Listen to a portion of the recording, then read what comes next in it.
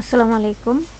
সরকারি নাজির আক্তার কলেজ সোনাতলা বগুড়া কর্তৃক আয়োজিত অনলাইন ক্লাস বিষয় অর্থনীতি অধ্যায় 1 মৌলিক অর্থনীতি সমস্যা ও এর সমাধান। 4 নম্বর লেকচারে তোমাদের সবাইকে স্বাগতম।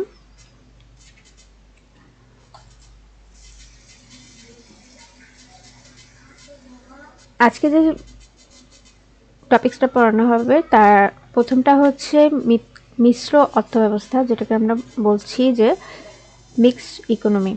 অর্থব্যবস্থার চার ধরনের অর্থব্যবস্থার মধ্যে 2 ধরনের অর্থব্যবস্থা আমরা গত লেকচারে পড়েছি, যার মধ্যে একটি ছিল হচ্ছে ধনতান্ত্রিক অর্থব্যবস্থা ও দ্বিতীয়টি ছিল হচ্ছে সমাজতান্ত্রিক অর্থব্যবস্থা।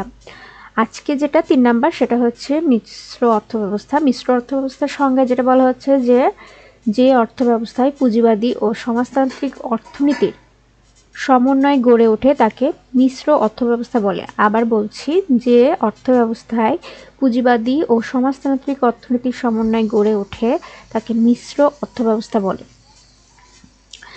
এই অর্থব্যবস্থায় ব্যক্তিগত উদ্যোগের পাশাপাশি সরকারি নিয়ন্ত্রণ বজায় থাকে।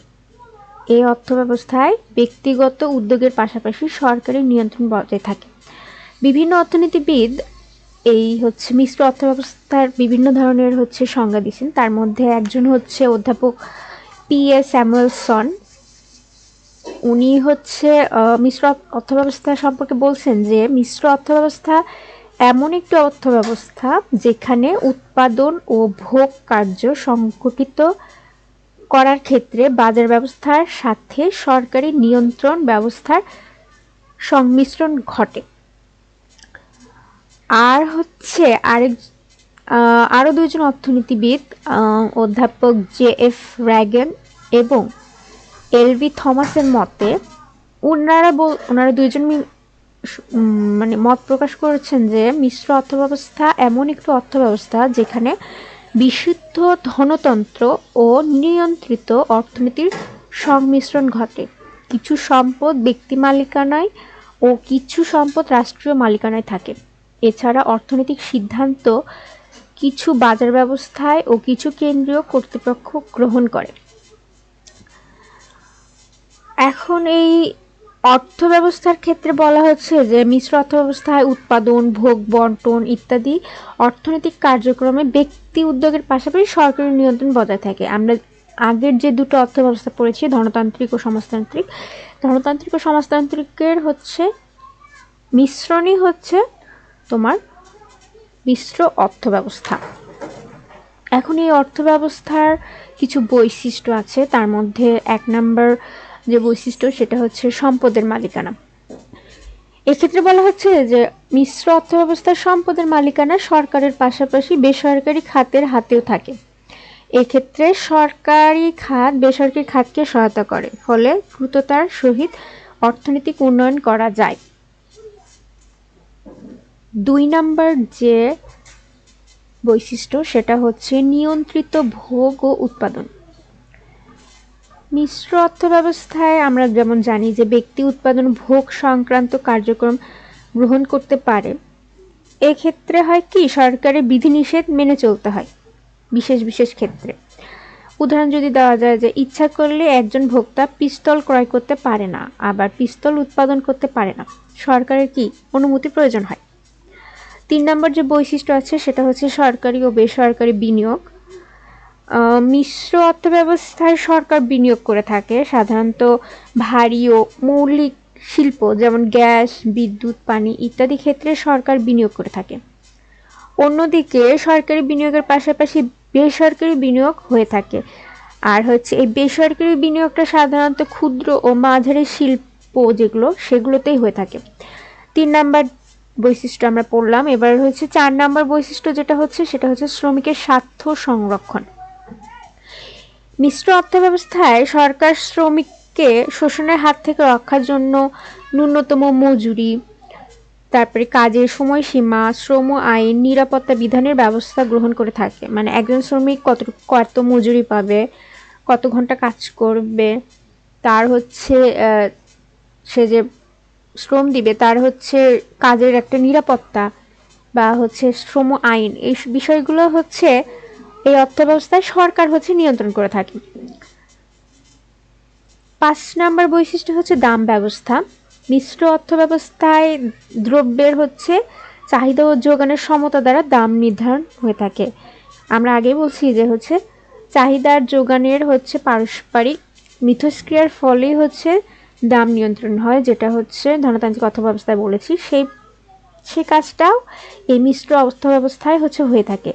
তবে সামাজিক দ্রব্য মানে কিছু কিছু জিনিস আছে যেগুলো হচ্ছে সরকার হচ্ছে দাম নির্ধারণ করে দেয়, যেমন গ্যাস, বিদ্যুৎ, পানি, এইসব জিনিসের হচ্ছে দাম হচ্ছে সরকার নির্ধারণ করে দেয়। আর বাকি যে জিনিসগুলো, সেই জিনিসগুলোর হচ্ছে দাম হচ্ছে ওই চাহিদার যোগানের হচ্ছে মিথস্ক্রিয়ার মাধ্যমেই নির্ধারণ হয়ে থাকে।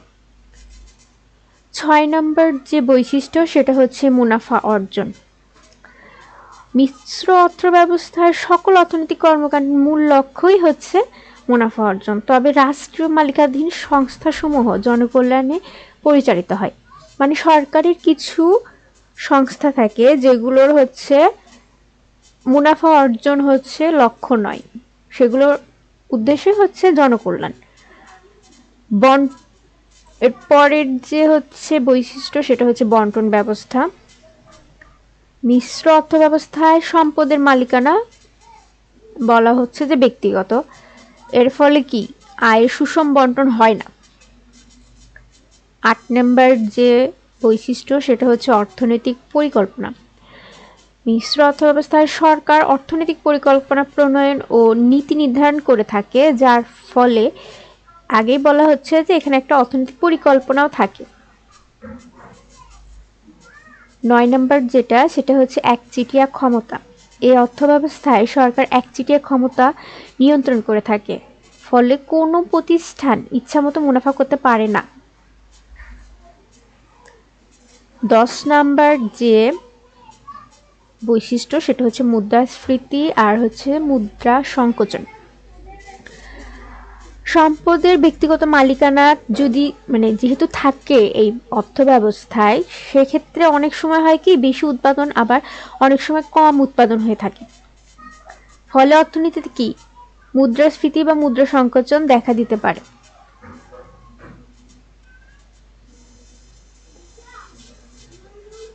আমাদের অর্থব্যবস্থার লাস্ট যে অর্থব্যবস্থাটা আছে সেটা হচ্ছে ইসলামী অর্থব্যবস্থা, যেটাকে বলা হচ্ছে ইসলামিক ইকোনমি।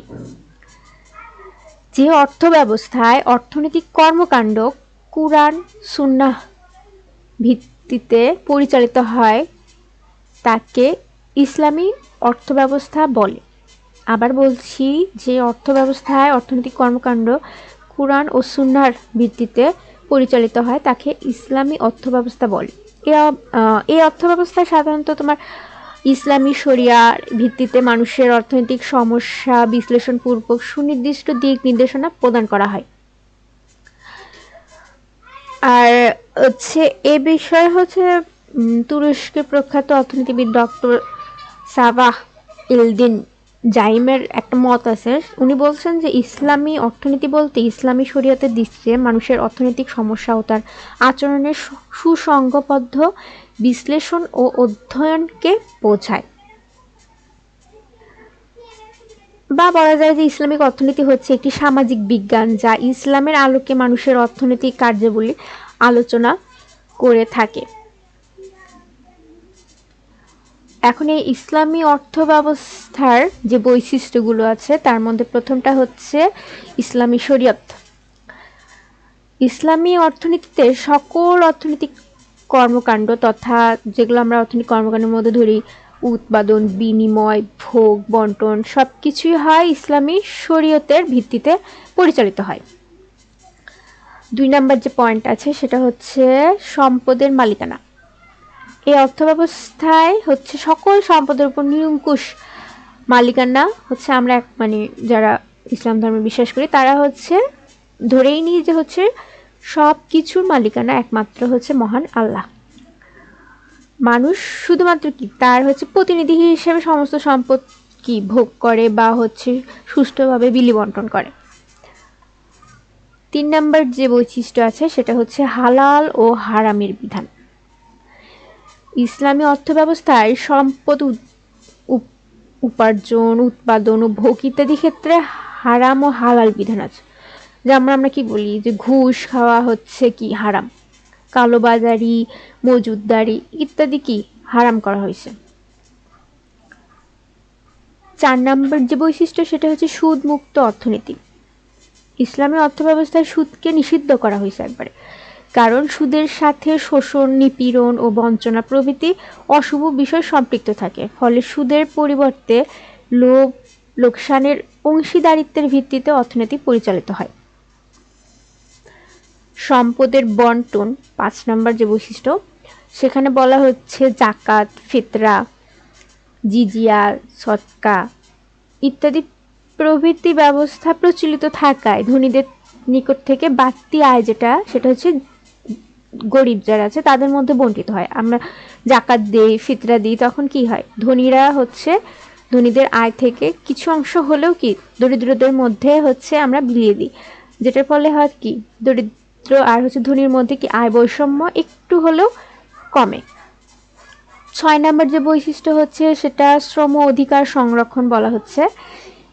এখানে বলা হচ্ছে শ্রমিকের ন্যায্য অধিকার সংরক্ষণের উপর সর্বাধিক হচ্ছে গুরুত্ব আরোপ করা হয়েছে। শ্রমিক শোষণ হচ্ছে ইসলামে সম্পূর্ণ নিষিদ্ধ। এই মানে এই হাদিস আমরা হচ্ছে জানি যে হযরত মুহাম্মদ সাল্লাল্লাহু আলাইহি ওয়াসাল্লাম একটা হাদিসে বলে দিয়েছেন যে হচ্ছে শ্রমিকের ঘাম শুকানোর পূর্বেই তার হচ্ছে কি মজুরি পরিশোধ করতে হবে। এজন্য বলা হচ্ছে যে শ্রমিকের হচ্ছে অধিকার পূর্ণভাবে সংরক্ষণ করা হয়েছে। 7 নম্বর যেটা পয়েন্ট সেটা হচ্ছে সামাজিক নিরাপত্তা। মানুষের মৌলিক চাহিদা খাদ্য, বস্ত্র, বাসস্থান ও চিকিৎসা পূর্ণ নিশ্চয়তা রয়েছে, ফলে কি জনগণের সামাজিক নিরাপত্তা ইসলামী অর্থনীতিতে বিদ্যমান। 8 নম্বর যেটা সেটা হচ্ছে দান ব্যবস্থা। প্রতিযোগিতামূলক দাম ব্যবস্থার পাশাপাশি জনকল্যাণ নিশ্চিত করা হয় এই অর্থ ব্যবস্থায়। 9 নম্বর হচ্ছে উত্তরাধিকার আইন। এই অর্থ ব্যবস্থায় পিতার সম্পত্তিতে ছেলে ও মেয়ের অধিকার স্বীকৃতি। মানে আমরা জানি যে হচ্ছে পিতার সম্পত্তি যদি 3 ভাগ হয় তার মধ্যে 2 ভাগ হচ্ছে ছেলে পায় আর 1 ভাগ হচ্ছে মেয়ে পায়। এইভাবে হচ্ছে পিতার সম্পত্তিতে দুইজনেরই ছেলে মেয়ে উভয়েরই হচ্ছে অধিকার আছে। 10 নম্বর যে পয়েন্ট সেটা হচ্ছে বায়তুল মালের বিধান। ইসলামী অর্থনীতিতে বিভিন্ন উৎস থেকে অর্জিত এবং রাষ্ট্রীয় কোষাগারে জমাকৃত অর্থ সম্পদকে বায়তুল মাল বলে। এই তহবিলের অর্থের ওপর সকলের সমান অধিকার রয়েছে, ফলে মানুষের মৌলিক চাহিদা পূরণে বায়তুল মালের অর্থ ব্যয় করা হয়।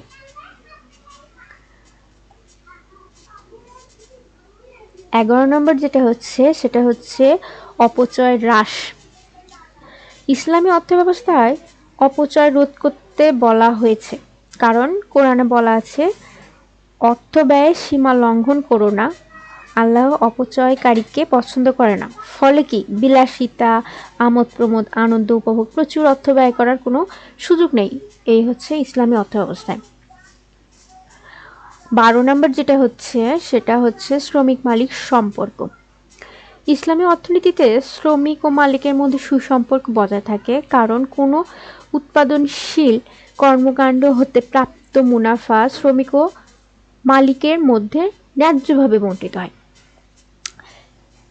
এই হচ্ছে আমাদের 4টা অর্থব্যবস্থা। আগের লেকচারে 2টা অর্থব্যবস্থা পড়ানো হয়েছে, আজকে হচ্ছে আমরা মিশ্র আর হচ্ছে ইসলামী অর্থব্যবস্থা পড়লাম।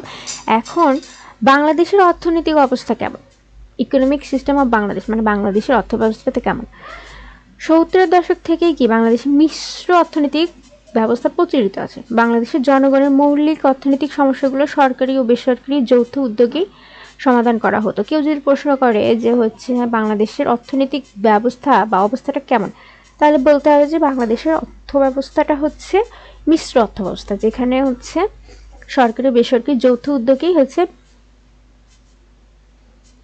বিদ্যমান। কারণ হচ্ছে বাংলাদেশের অর্থনীতি সরকারি বেসরকারি খাতের হচ্ছে সহাবস্থান বিদ্যমান। এখন এই যে বাংলাদেশ সম্পর্কে, বাংলাদেশে কি আমরা জানি যে একটা হচ্ছে উন্নয়নশীল কৃষি প্রধান দেশ।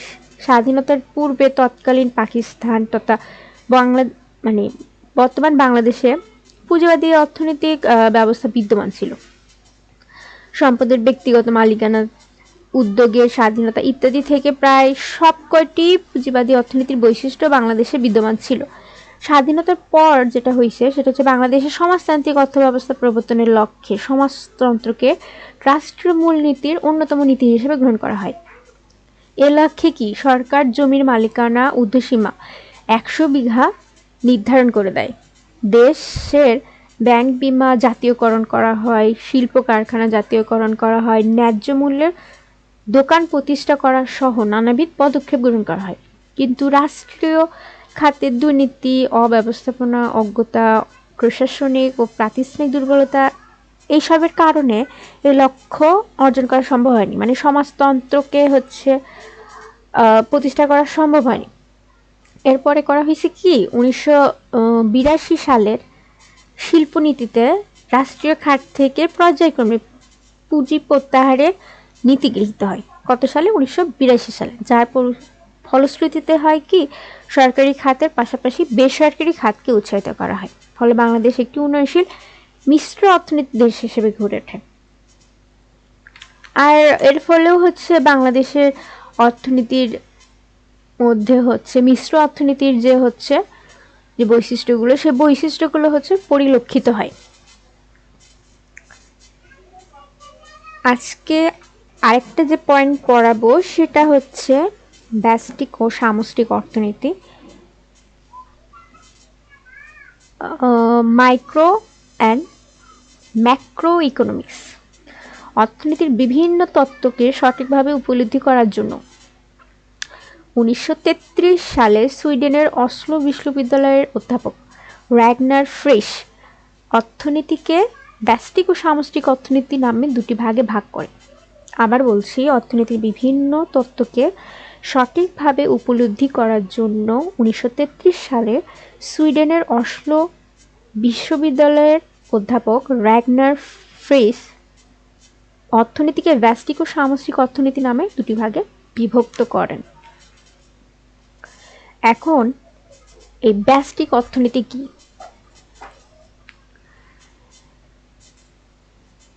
ব্যষ্টিক অর্থনীতি, যেটাকে আমরা বলছি মাইক্রো ইকোনমিক্স। ব্যষ্টিকের ইংরেজি প্রতিশব্দ হচ্ছে মাইক্রো, যেটা গ্রিক শব্দ মাইক্রোস হতে এসেছে, যার অর্থ ক্ষুদ্র।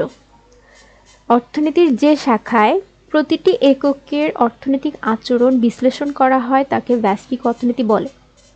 আবার বলছি, অর্থনীতির যে শাখায় প্রতিটি এককের অর্থনৈতিক আচরণ বিশ্লেষণ করা হয় তাকে ব্যষ্টিক অর্থনীতি বলে। যেমন ব্যক্তিগত চাহিদা, ভোগ, সঞ্চয় এবং কোনো একক প্রতিষ্ঠানের আয়, ব্যয়, মুনাফা ইত্যাদি কি ব্যষ্টিক অর্থনীতির বিষয়, আলোচ্য বিষয়।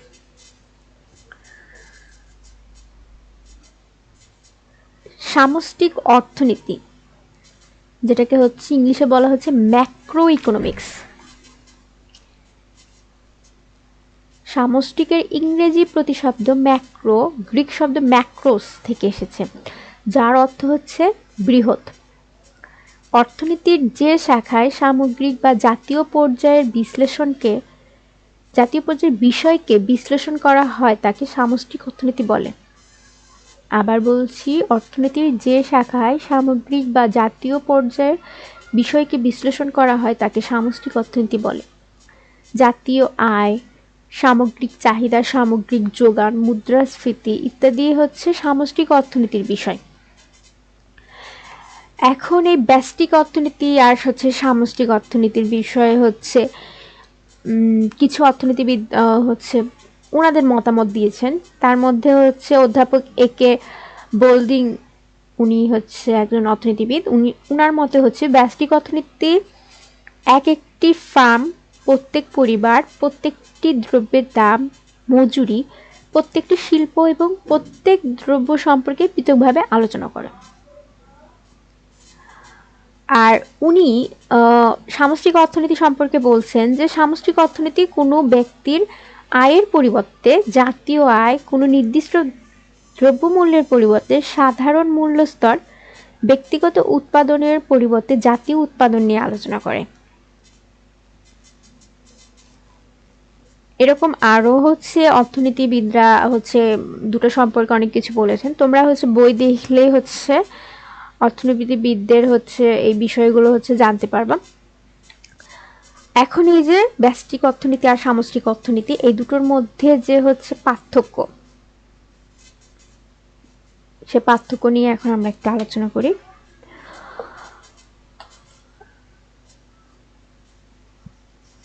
দেখো এখানে একটা ছক দেওয়া আছে, বইয়েও তোমাদের বইয়ে দেখবে এরকম ছক দিয়েই হচ্ছে পার্থক্যটা হচ্ছে বর্ণনা করা আছে, যেখানে হচ্ছে প্রথম কলামে পার্থক্যের বিষয়, দ্বিতীয় কলামে ব্যষ্টিক অর্থনীতি, আর তৃতীয় কলামে হচ্ছে সামষ্টিক অর্থনীতি সম্পর্কে যে হচ্ছে যেগুলো হচ্ছে পার্থক্য সেগুলো বলা হচ্ছে। প্রথম যেটা হচ্ছে সংজ্ঞা বলা হচ্ছে অর্থনীতির যে শাখায় প্রতিটি এককের অর্থনৈতিক আচরণ বিশ্লেষণ করা হয় তাকে ব্যষ্টিক অর্থনীতি বলে, যেমন ব্যক্তিগত চাহিদা, যোগান ইত্যাদি। আর সামষ্টিক অর্থনীতির ক্ষেত্রে বলা হচ্ছে অর্থনীতির যে শাখায় সামগ্রিক বিষয় বিশ্লেষণ করা হয় তাকে সামষ্টিক অর্থনীতি বলে, যেমন সামগ্রিক চাহিদা ও সামগ্রিক যোগান ইত্যাদি। 2 নম্বর যেটা পয়েন্ট সেটা হচ্ছে আলোচনা। ব্যষ্টিক অর্থনীতিতে ক্ষুদ্র ক্ষুদ্র বিষয় নিয়ে আলোচনা করা হয়, কিন্তু সামষ্টিক অর্থনীতিতে সামগ্রিক বিষয়াবলী নিয়ে আলোচনা করা হয়। 3 নম্বর যেটা হচ্ছে সেটা হচ্ছে চলক। পার্থক্যের বিষয় যেটা সেটা চলক। কোন দ্রব্যের চাহিদা, যোগান, দাম ইত্যাদি হচ্ছে কি ব্যষ্টিক অর্থনীতির হচ্ছে চলক হিসেবে ব্যবহৃত হয়, আর সামষ্টিক অর্থনীতির চলক হিসেবে ব্যবহৃত হয় সামগ্রিক চাহিদা ও যোগান, জাতীয় আয় ইত্যাদি। এখন পার্থক্যের বিষয় 4 নম্বর যেটা সেটা হচ্ছে পরিধি। ব্যষ্টিক অর্থনীতির পরিধিটা হচ্ছে সংকীর্ণ মানে ছোট, আর হচ্ছে সামষ্টিক অর্থনীতির পরিধিটা হচ্ছে ব্যাপক মানে বিশাল। বিশ্লেষণ। ব্যষ্টিক অর্থনীতির ক্ষেত্রে একক ব্যক্তি বা প্রতিষ্ঠানের বিষয়সমূহ বিশ্লেষণ করা হয়, আর সামষ্টিক অর্থনীতির ক্ষেত্রে হচ্ছে সমগ্র অর্থব্যবস্থার আচরণ বিশ্লেষণ করা হয়। পারস্পরিক সম্পর্ক। ব্যষ্টিক অর্থনৈতিক ঘটনাসমূহের মধ্যে তেমন কোনো সম্পর্ক থাকে না, কিন্তু সামষ্টিক অর্থনৈতিক ঘটনাসমূহের মধ্যে পারস্পরিক একটা সম্পর্ক বিদ্যমান থাকে। চিত্র। ব্যষ্টিক অর্থনীতির ক্ষেত্রে হচ্ছে আংশিক চিত্র পাওয়া যায়, মানে অর্থনীতির আংশিক চিত্র পাওয়া যায়, কিন্তু সামষ্টিক অর্থনীতির ক্ষেত্রে অর্থনীতির পূর্ণাঙ্গ হচ্ছে চিত্র পাওয়া যায়। সিদ্ধান্ত। ব্যষ্টিক অর্থনীতির ক্ষেত্রে সিদ্ধান্ত গ্রহণে ভুল হওয়ার সম্ভাবনা বেশি, কিন্তু সামষ্টিক অর্থনীতির ক্ষেত্রে সিদ্ধান্ত গ্রহণে ভুল হওয়ার সম্ভাবনা কম। ভারসাম্য। ব্যষ্টিক অর্থনীতির ক্ষেত্রে আংশিক ভারসাম্য হচ্ছে বিশ্লেষণ করা হয়, কিন্তু হচ্ছে সামষ্টিক অর্থনীতির ক্ষেত্রে সামগ্রিক ভারসাম্য বিশ্লেষণ করা হয়। অর্থনৈতিক অবস্থা। ব্যষ্টিক অর্থনীতির ক্ষেত্রে কোনো দেশের প্রকৃত অর্থনৈতিক অবস্থা জানা যায় না, কিন্তু সামষ্টিক অর্থনীতির ক্ষেত্রে কোনো দেশের প্রকৃত অর্থনৈতিক অবস্থা জানা যায়। অনুমিত শর্ত। ব্যষ্টিক অর্থনীতির বিশ্লেষণের ক্ষেত্রে অনুমিত শর্তের প্রয়োজন হয়, কিন্তু সামষ্টিক অর্থনীতি বিশ্লেষণের ক্ষেত্রে অনুমিত শর্তের প্রয়োজন হয় না। আর লাস্টে যে পয়েন্টটা বলা হচ্ছে সেটা হচ্ছে গুরুত্ব। কোনো একক খাত বিশ্লেষণের জন্য কি ব্যষ্টিক অর্থনীতির গুরুত্ব রয়েছে, কিন্তু সামগ্রিক অর্থব্যবস্থা বিশ্লেষণের জন্য সামষ্টিক অর্থনীতির গুরুত্ব রয়েছে। ব্যষ্টিক ও সামষ্টিক অর্থনীতির মধ্যে সুস্পষ্ট পার্থক্য থাকলেও তাদের সামঞ্জস্য বিধান করা অর্থনৈতিক বিশ্লেষণের জন্য অপরিহার্য। মানে বলা হচ্ছে যে হচ্ছে কোনো দেশের ব্যক্তিগত আয়ের সমষ্টি হতে জাতীয় আয় পাওয়া যায়, আবার ব্যক্তির আয় কিরূপ তা সামগ্রিক অর্থব্যবস্থার উপর নির্ভরশীল। অন্যদিকে কোনো দেশের মোট উৎপাদন হচ্ছে পৃথক পৃথক প্রতিষ্ঠান বা শিল্পের উৎপাদনের সমষ্টি, আবার কোনো প্রতিষ্ঠান বা শিল্পের উৎপাদন দেশের সামগ্রিক অর্থনৈতিক অবস্থার উপর নির্ভরশীল। মানে বলা যাচ্ছে যে পার্থক্য থাকলেও সামষ্টিক অর্থনীতি ব্যষ্টিক অর্থনীতির ওপর কি নির্ভরশীল, আবার হচ্ছে ব্যষ্টিক অর্থনীতি সামষ্টিক অর্থনীতির উপর নির্ভরশীল, একটা আরেকটার উপর নির্ভরশীল। এজন্য বলা হচ্ছে যে ব্যষ্টিক ও সামষ্টিক অর্থনীতি কি পরস্পর পৃথক হলেও একে অপরের হচ্ছে পরিপূরক, মানে একটা ছাড়া আরেকটা হচ্ছে ভাবা যায় না। আমাদের প্রথম চ্যাপ্টারে আমি যদি হচ্ছে একদম হচ্ছে প্রথম থেকে যদি একটু মনে করার চেষ্টা করি যে কী কী পড়ানো হয়েছে, প্রথমে যেটা পড়ানো হয়েছে সেটা হচ্ছে